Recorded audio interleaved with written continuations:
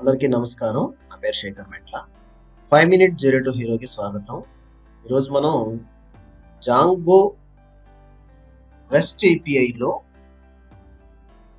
PostgreSQLకి database connection ఎట్లా create చేయాలి, మనం ముందుగా ఒక మోడల్స్ ఏవైతే ఉన్నాయో డేటాబేస్ టేబుల్స్ని క్రియేట్ చేయడానికి ఆ మోడల్స్ యూజ్ చేసి ఉన్నప్పుడు జాంగోలో చాలా ఈజీగా చాలా సింపుల్గా డేటాబేస్ కనెక్షన్ ని మనం ఎస్టాబ్లిష్ చేసుకోవడానికి ప్రాజెక్ట్ మొత్తానికి ఒకటే కనెక్షన్ అండి.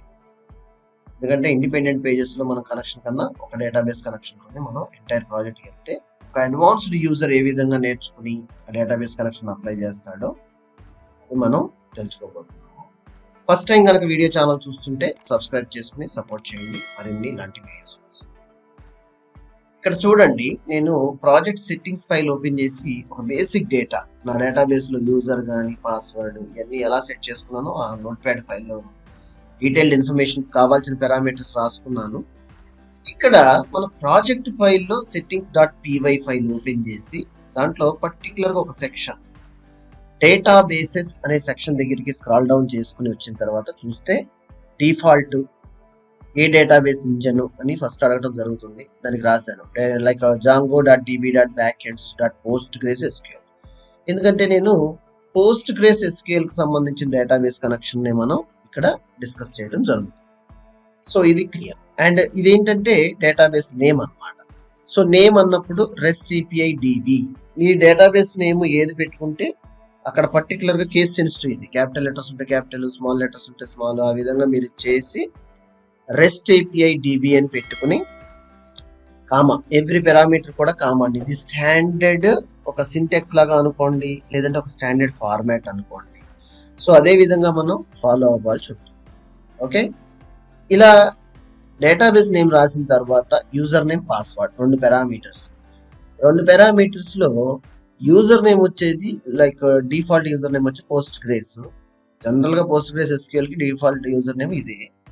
అయితే నేను అదే ఉంచాను. మీరు ఏదైనా స్పెసిఫైడ్ యూజర్ నేమ్ ఉంటే లాగిన్ అవ్వడానికి అది స్పెసిఫై చేయండి.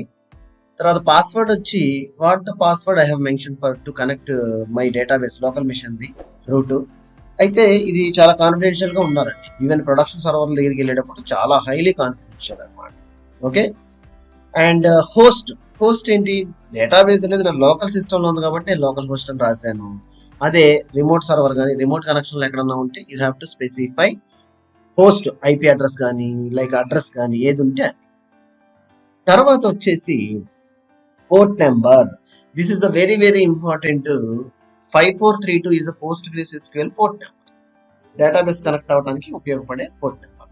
ఇవన్నీ పారామీటర్స్ కూడా, అంటే ఎన్ని పారామీటర్స్ ఉంటాయి, ఇంజన్ నేమ్ ఏంటి, ఎన్ని లైక్ ఇంటర్వ్యూ క్వశ్చన్స్ కూడా అండి.